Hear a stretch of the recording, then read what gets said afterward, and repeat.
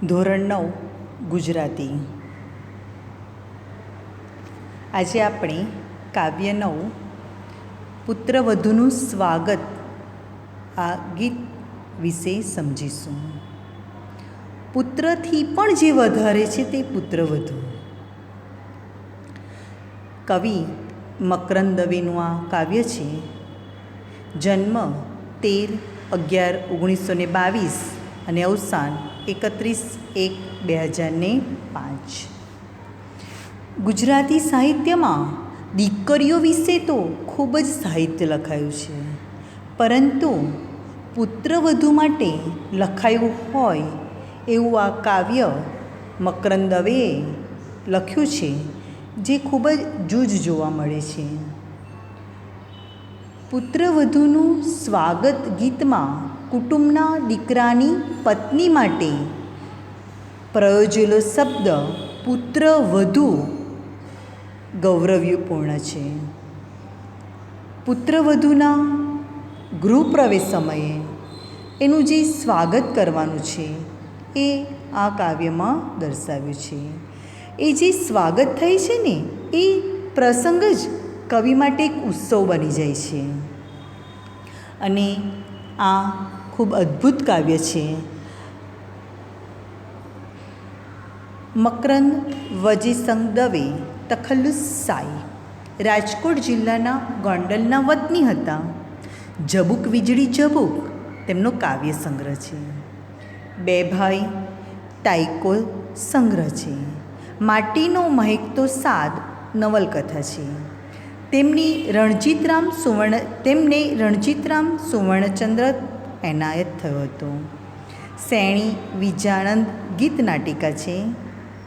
પુત્રવધુનું સ્વાગત કાવ્ય પરિવાર કાવ્યમાંથી લેવામાં આવ્યું છે. આપણે જે હમણાં પુત્રવધુનું સ્વાગત ભણી રહ્યા છીએ તે એમના પરિવાર કાવ્ય સંગ્રહનો જે ગ્રંથ છે એમાંથી આ ગીત લેવામાં આવ્યું છે.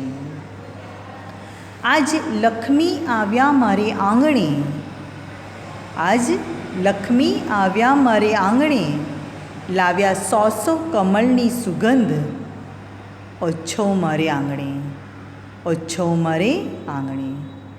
પુત્રવધુ દીકરાની પત્ની, સ્વાગત આવકાર. લક્ષ્મી લક્ષ્મી, સુગંધ સુવાસ, ઓછો ઉત્સવ. કવિ શું વાત કરે છે આ કાવ્યમાં સરસ, કે આજે લક્ષ્મી દીકરાની વહુ મારા આંગણે પધાર્યા છે. અને એ જ્યારે પુત્રવધુ જ્યારે ઘરમાં પ્રવેશે છે ને ત્યારે જાણે બહુ ઘણા બધા સુગંધી ફૂલોની સુગંધ ઘરમાં ફેલાઈ ગઈ છે. એના આવવાથી અમારા ઘરમાં એક ઉત્સવનું વાતાવરણ સર્જાયું છે. અમારા ઘરે ઉત્સવ આવ્યો છે.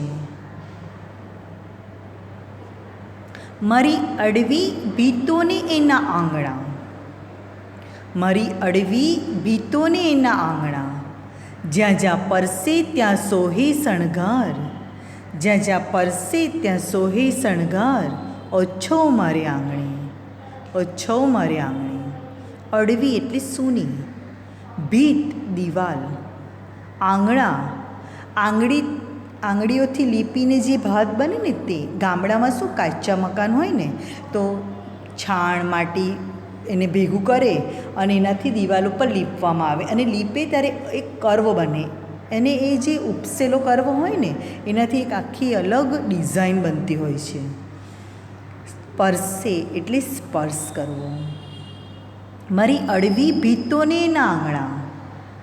આ મારા ઘરની જે દિવાલો હતી ને અડવી સૂની સૂની હતી. આ પુત્રવધુ જ્યારે ઘરમાં આવીને તો એના સ્પર્શ કરવાથી અમારા ઘરની દિવાલો સુશોભિત થઈ ગઈ. આ દિવાલો જાણે શણગારી હોય એવી લાગે છે. એના સ્પર્શ કરવાથી અમારી દિવાલો શોભી રહી છે. અને અમારા આંગણે એક ઉત્સવ આવી રહ્યો છે, ઉજવાઈ રહ્યો છે. કેટલું સરસ કીધું કે પુત્રવધૂના આવવાથી જાણે નિર્જીવ વસ્તુ પણ એમાં પણ પ્રાણ પુરાઈ ગયા. કેટલું બધું માન આપ્યું છે પુત્રવધૂને. એને વેણલે વહાલપ નીતરે, એને વેણલે વહાલપ નીતરે, એને ટોડલી એ ટહુકાર, એને ટોડલી એ ટહુકાર, ઓછો મારી આંગણે. વેણલે શબ્દોમાં, વહાલપ એટલે વહાલ, નીતરે નીતરવું, ટપકવું, ઝરવું, વરસવું, ટોડલો એટલે બારસાકના ઉપલા લાકડા આગળ રહેતો છેડો. કહે છે કે એના વેણમાંથી, એના શબ્દમાંથી વહાલ ઝરશે, વરસશે, અમને અમારા બધા પ્રત્યેનો એનો પ્રેમ વરસશે. ગામડામાં છે ને, ઘરના મકાનની બહાર ટોલડો હોય છે, તો કે છે એના ટોલડા પર જેમ મોર ટહુકો કરે છે ને, એમાં મારી પુત્રવધુ ઘરમાં આવી છે ને, તો એના ટહુકારથી, એના શબ્દથી મારા ઘરમાં વહાલ જોવા મળે છે. અમારા ઘરમાં એના ટહુકાથી વાતાવરણ ખૂબ જ સુંદર બની ગયું છે.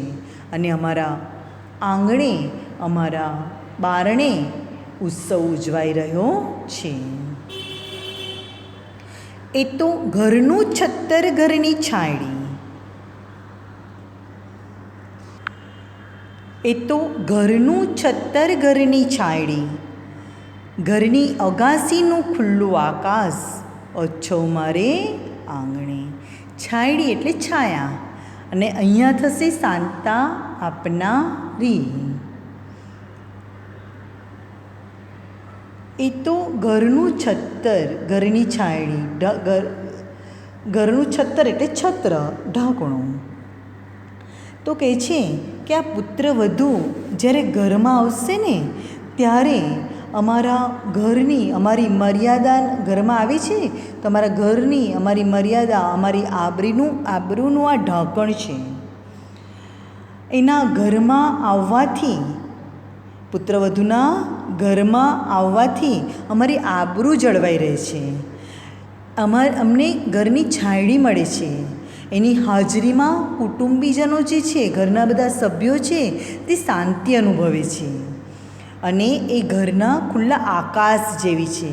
એટલે કે અમારી પુત્રવધુ એ ખુલ્લા દિલની છે, વિશાળ હૃદયની છે, અને એ સ્વતંત્ર વિચારની છે. આકાશ કેવું ખુલ્લું છે, એવી રીતે પણ સ્વતંત્રતા અને વિશાળ હૃદયની અમારી પુત્રવધુ છે, જેના ઘરમાં આવવાથી અમારા ઘરમાં ઉત્સવ ઉજવાઈ રહ્યો છે, તહેવાર ઉજવાઈ રહ્યો છે. એણે બબ્બેથી કુળને ઉજાડ્યા, એણે બબ્બેથી કુળને ઉજાડ્યા, હૈયે હૂંફને જીવતરની આસ, હૈયે હૂંફને જીવતરની હાસ, ઓછો મારે આંગણે.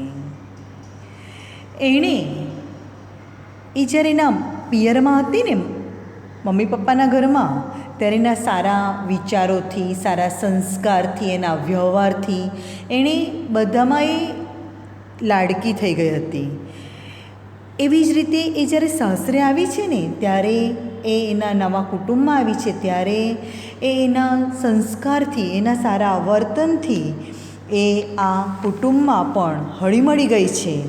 અને એ અમારા કુટુંબની પણ આબરૂને, અમારા કુટુંબની પણ એ ખૂબ જ સારી રીતે ઉજાડશે, એવું આ કવિ કહે છે. એ હૈયે હૂંફને જીવતરની આસ, એના વાણી વર્તન દ્વારા એ અમારા કુટુંબમાં બધાના દિલ જીતી લે છે, અમને બધાને હૂંફ આપે છે, અમને બધાને જીવનના નિરાંતનો અનુભવ કરાવે છે.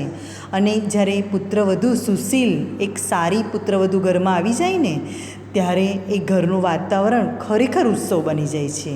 અને આ પુત્રવધુ એ ઘરમાં ઉત્સવનું વાતાવરણ લાવી દીધું છે. બધાને હસ અનુભવાવી છે, નિરાંતનો અનુભવ કરાવ્યો છે. આમ એમના ઘરમાં ઉત્સવ ઉજવાઈ રહ્યો છે. એના વાણી વર્તનથી, સંસ્કારથી એના મમ્મી પપ્પાનું અને એના સાસરાના બંનેના ઘરને જીતી લે છે, બંનેના ઘરના દિલે જીતી લે છે. આ કાવ્યમાં કવિએ પુત્રવધૂનું સ્વાગત ખૂબ જ સરસ શબ્દોમાં વ્યક્ત કર્યું છે. પુત્રવધૂની આવવાની ખુશી વ્યક્ત કરી છે. આ કાવ્યમાં કવિએ લક્ષ્મી, ઓચ્છવ, છાયડી, છત્તર આ બધા તળપદા શબ્દ વાપર્યા છે. આ બધું યાદ રાખવાનું છે, પરીક્ષામાં તળપદા શબ્દ પૂછાય છે. અને આ તળપદા શબ્દને કારણે જ કાવ્યમાં લય અને મીઠાશ જળવાયા છે. એવી રીતે વેણને બદલે વેણલે, ટોડલાને બદલે ટોડલીએ એવા શબ્દને લાડવાચક શબ્દ બનાવી અને મીઠાશ ઉમેરી દીધી છે. આપણે સમાજમાં જોઈએ છીએ કે કેટલા બધા કુટુંબો એવા હોય છે કે જેમાં દીકરી અને પુત્રવધૂમાં ભેદ કરવામાં આવે છે. પરંતુ સાથે સાથે એવા પણ કુટુંબો છે કે જ્યાં ગાડી દીકરી કરતાં પુત્રવધૂને વિશેષ આવકાર આપવામાં આવે છે. દીકરીની સાથે સાથે પુત્રવધૂને પણ માન આપવામાં આવે છે. એવા પરિવારો પણ આપણા સમાજમાં આપણે જોયા છે. તો આપણે પણ આપણા ઘરમાં જે પુત્રવધૂ ભાઈની દીકરી હોય કે દીકરાની વહુ હોય, જે હોય એ બધી દીકરીઓની, પુત્રવધૂઓનું માન જળવાય, એમનું સ્વમાન જળવાય, એ માટે એમને આપણે સારી રીતે આવકાર આપવો જોઈએ.